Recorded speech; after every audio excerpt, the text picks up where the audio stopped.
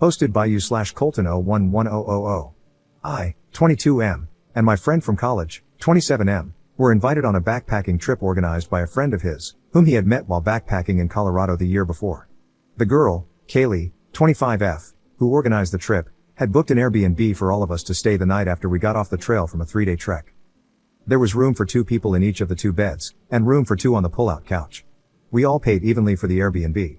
Of course, we thought Kaylee should have priority for a bed since she had done all the planning, and there was a BF/GF couple as part of the 6 of us planning to stay in the Airbnb. So naturally, my friend and I felt we should take the pull-out couch, and this is how it was settled before we ever started the trip. However, midway through the trek, the couple had to turn around and head home. So now, there would only be 4 people staying at the Airbnb, and naturally, or so we thought, my friend and I assumed we would now sleep in a real bed.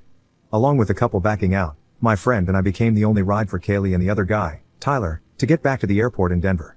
After dropping them off, my friend and I would have a 14-hour drive back.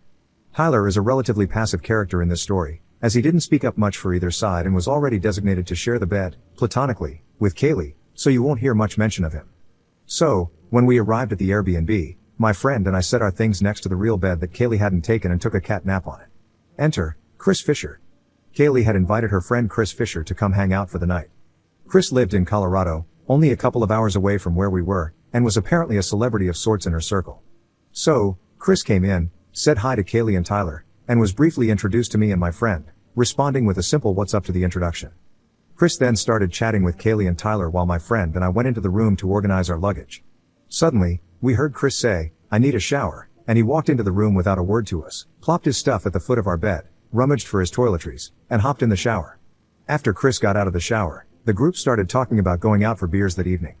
But knowing we had a 14-hour drive ahead of us the next day after dropping Kaylee and Tyler off at the airport, I told them I was going to stay back and get some sleep. Chris had left his bag on the bed, so I moved it to the counter in the living room so he wouldn't forget it. According to my friend, he spent the entire evening in Grand Lake with the biggest douche he had ever encountered. Fisher couldn't stop talking about the obscure world records he had broken or set in the world-renowned sport of ridge running, including his records for the most elevation gain in a day by repeatedly going up and down a particular mountain. Kaylee was apparently eating it up, utterly starstruck. If you've seen the movie The Other Guys and remember how everyone reacted to The Rock and Sam Jackson's characters, that was exactly Kaylee's demeanor, according to my friend. After returning from the soul-sucking outing, my friend was more than ready to bid Mr. Fisher adieu and never see his face again. Unfortunately, that's not what happened.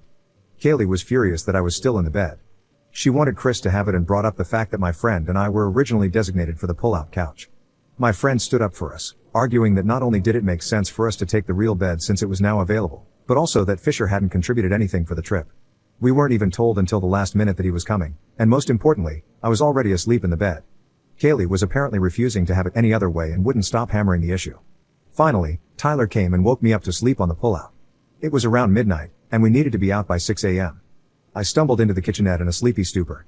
This is where I got a real taste of the douche that is Chris Fisher. For 2 hours, in the kitchenette just 8 feet away from the couch Kaylee insisted we sleep on, my friend and I had to sit and listen to Kaylee and Fisher drone on about their outdoor adventure prowess. They kept boasting about how great they were at skiing, snowboarding, and setting fastest known times on trails. I had no idea until that moment that vacation activities could be such a flex, but they proved that one could make them their entire personality and the pinnacle of their life's accomplishments. Looking back, I should have chimed in about how I hiked the Matterhorn in Europe, but they probably would have countered with how they went to Europe too, only harder. My friend was staring at me, seething. He hated that they woke me up, hated that they kicked us out of our bed, and hated the added insult of them having the audacity to chat for 2 more hours right next to where we were supposed to be sleeping. About an hour and a half in, as he continued to seethe, he subtly gestured for me to check my phone. I opened it and read, "Let's ditch these pricks." As soon as they finally headed to bed, we promptly agreed that Chris Fisher, by taking our place in the bed, had unwittingly taken his place as their ride to Denver. We grabbed our packs by the door and set out for Oklahoma at 3 a.m. sharp. Were we the jerks here? Chris finds and shows up in the comments. This is pretty funny, especially the part where you actually still drove them to the airport. You did an excellent job manipulating this story, Tanner. Commenter response to Chris. Bro, with how much you love yourself, why haven't you put a ring on it? You seem like you could be pretty chill, but damn, you let your personal achievements rule your personality. Do you have other hobbies? I have a close friend who sounds a lot like you. Every day he updates me on his personal best cycling time or distance. It's cool you love what you do, but why do you have a personal website listing all these weird achievements? Are you planning to compete in the Olympics someday? Sorry for the verbal diarrhea, I'm genuinely curious. Chris responds. Since you're curious, I do love myself, Just like you should love yourself.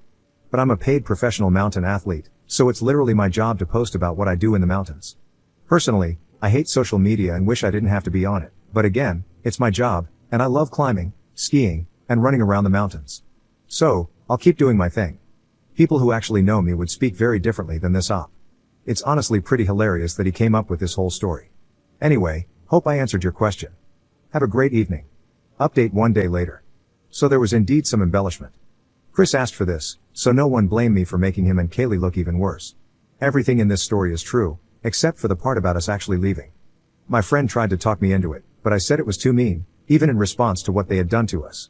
I couldn't bear the thought of leaving someone hours away from where they needed to be, though my friend insisted Fisher would surely be a reliable ride to the airport.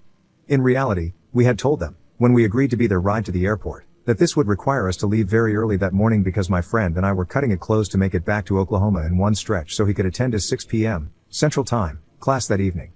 So, even after being treated like dirt, even after they slept in and lollygagged all morning, causing us to leave about 2 hours later than we needed to, we still drove an hour out of our way to take Kaylee and Tyler to the airport. As a result, we ended up being too late for his class. We called friends and family all day to pick their brains about whether we would have been wrong, as I maintained, to leave them, or if we should have, as my friend insisted, left Kaylee and Tyler high and dry. We got mixed reviews on that. We had completely forgotten about the whole scenario until today, while driving to another new adventure and reading Am I the Jerk posts, as we love to do on our car rides. That's when we realized this story would be perfect for this forum.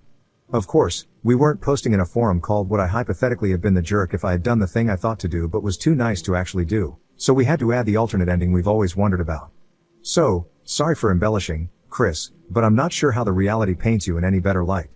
The truth sets us free, I suppose. Commenter. You're the jerk for not leaving them there and making me read this update, lol.